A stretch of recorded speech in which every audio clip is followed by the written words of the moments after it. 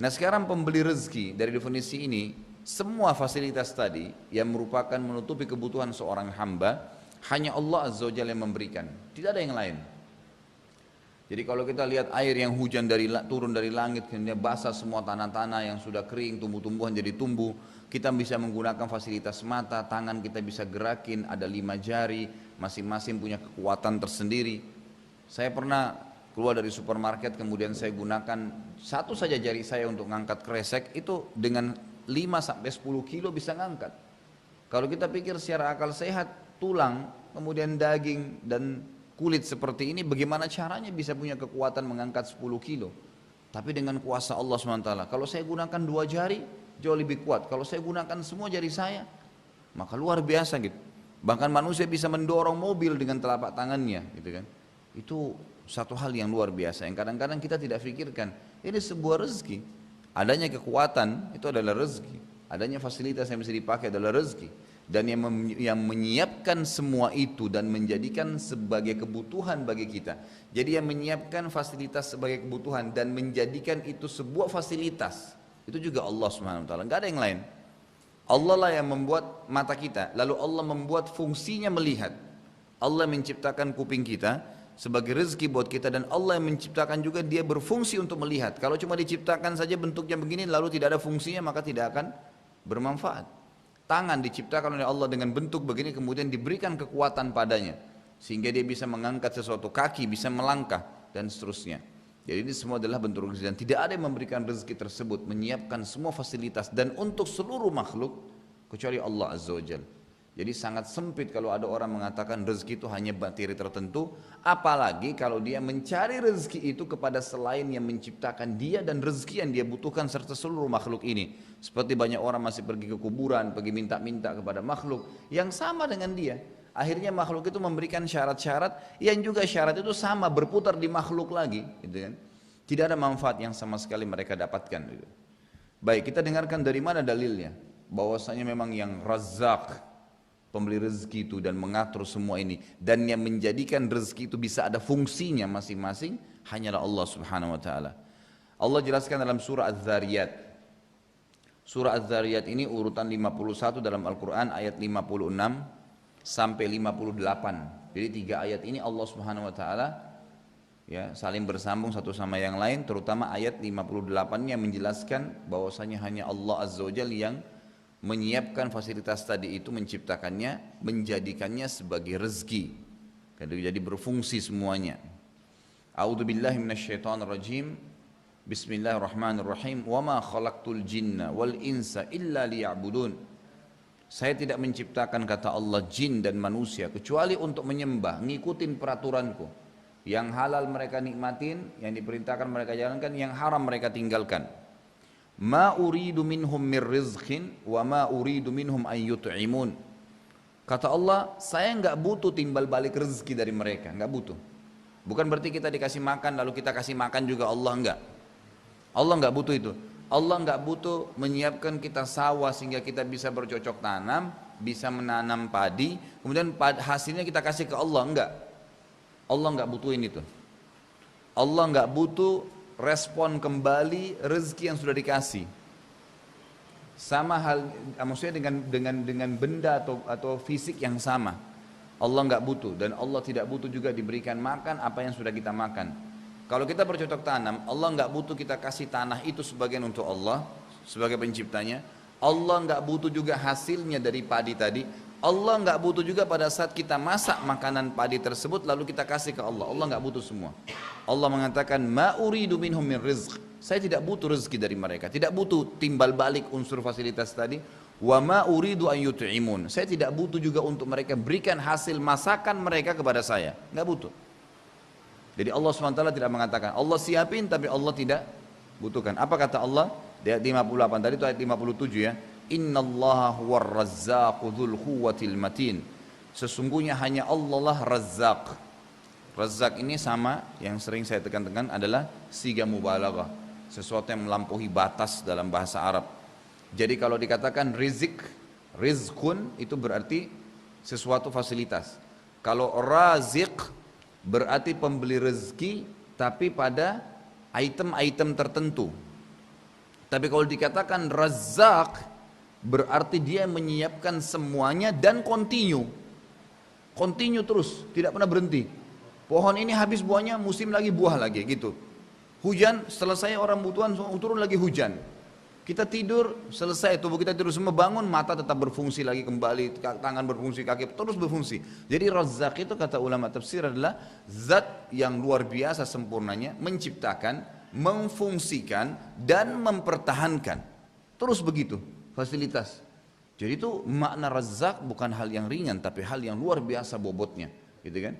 Maka Allah mengatakan Innallaha huwar Razzaq Dzul quwwatil matin, ditambah lagi dan dia adalah sekuat-kuat tempat untuk bersandar dan bergantung. Enggak butuh bergantung kepada selain Allah Azza wa Jalla. Saya pernah dengarkan kasetnya Syekh Muhammad Uraifi, jazakallahu khair. Beliau pernah bicara, ya, kebetulan berhubungan dengan ayat ini gitu. Az-Zariyat ayat 51 sampai 56 sampai 58. Saya dengarkan dia bilang, ada teman dia tanya, seorang pengusaha di Mekah, karena beliau kebetulan dosen di Ummul Qura tadinya. Kalau sekarang saya tidak tahu lagi. Cuma kasetnya salah satu yang saya pernah dengar itu sangat menarik itu. Saya dengarkan dia bilang temannya naik mobil sama dia seorang pengusaha, lalu dia bilang, Syekh, ajarin saya satu doa yang saya bisa amalkan supaya rezeki saya terus bertahan dan bertambah.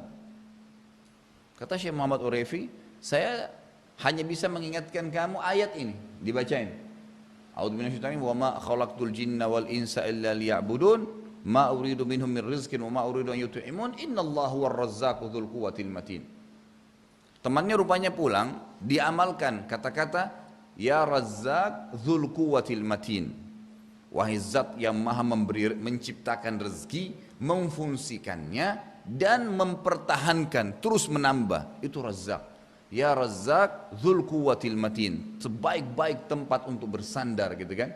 Diamalkan. Kata Syekh Muhammad Uraifi, setelah sebulan saja dia telepon saya dengan senyum, dengan gembira, ya dengan tertawa dia mengatakan, Syekh, alhamdulillah, ya, dalam bahasa Arab, innallaha razaqanir razzaq dzul quwwatil matin bimilyur riyal. Maksudnya zat yang maha pemberi rezeki tadi itu benar-benar saya amalkan dalam hidup saya dan dia telah memberikan saya rezeki 1 juta rial dalam sebulan. Kan gitu.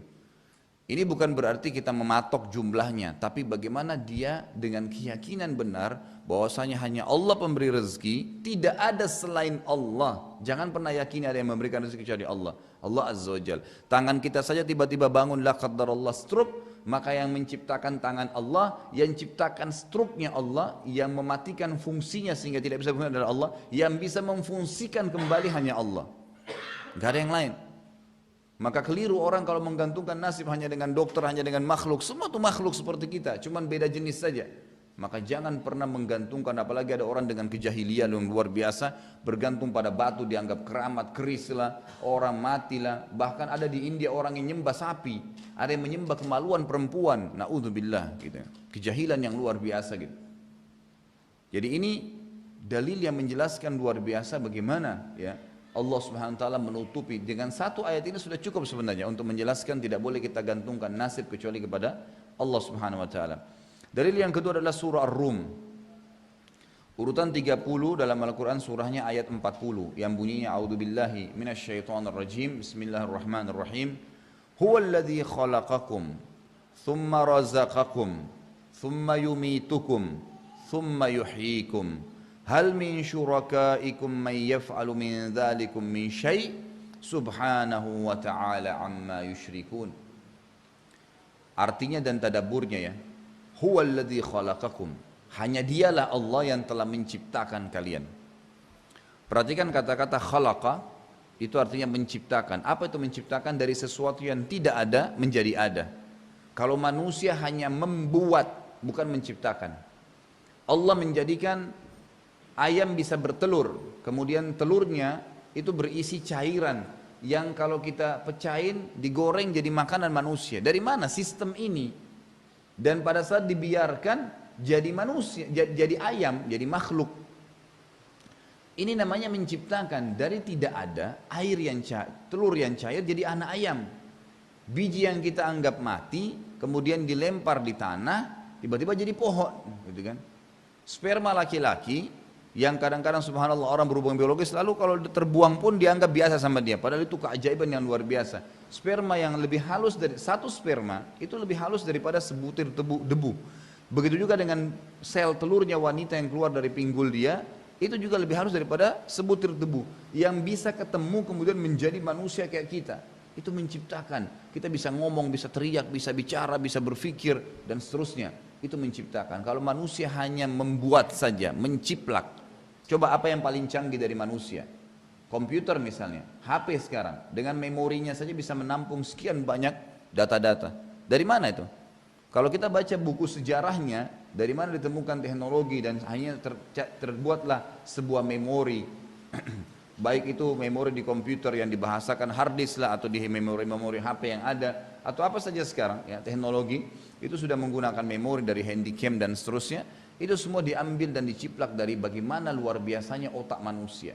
Dan itu pun mereka harus menggunakan perangkat-perangkat berat dari besi, yang manusia adalah perangkatnya dari urat saraf ya, yang selalu basah dengan darah. Bagaimana bisa menampung memori yang luar biasa? Mata manusia sebuah kamera yang canggih. Kenapa kalau ada orang mati saudaraku, itu difoto oleh polisi sekitar tubuhnya termasuk matanya. Karena matanya akan memperlihatkan siapa yang terakhir dia lihat sebelum dia dibunuh atau sebelum dia mati. Makanya biasa penjahat sudah tahu ini, mereka pakai topeng atau sengaja membunuh dengan tidak. Kalau tidak ketahuan, jadi dari matanya difoto berulang kali itu akan terpantul nanti cahaya siapa yang orang terakhir dia lihat gitu. Ketahuan, banyak pembunuh ketahuan gara-gara itu. Itu luar biasa. Dan mata manusia kamera yang tercanggih di dunia, nggak ada kamera yang bisa mengalahkan. Ini bukan lagi 10 atau 20 megapiksel, tapi ini tidak bisa dibayangkan. Kita datang ke sebuah tempat, melihat sekali saja, sudah dikupik oleh mata kita, dikupik cat, selesai. Coba 20 tahun lagi kita datang ke tempat yang sama, kita akan ingat. Begitu luar biasanya canggih, ya. Dan ini adalah urat saraf yang selalu basah dengan darah. Kalau sebuah memori chip mungkin masih bisa dikatakan akal manusia keras. Ini perangkat yang lunak sekali, tapi bisa begitu. Dan para ilmuwan mengatakan otak manusia yang dengan teknologi sekarang yang sudah ditemukan pun itu baru digunakan sekitar 30%-nya. Masih belum banyak yang belum dipakai gitu.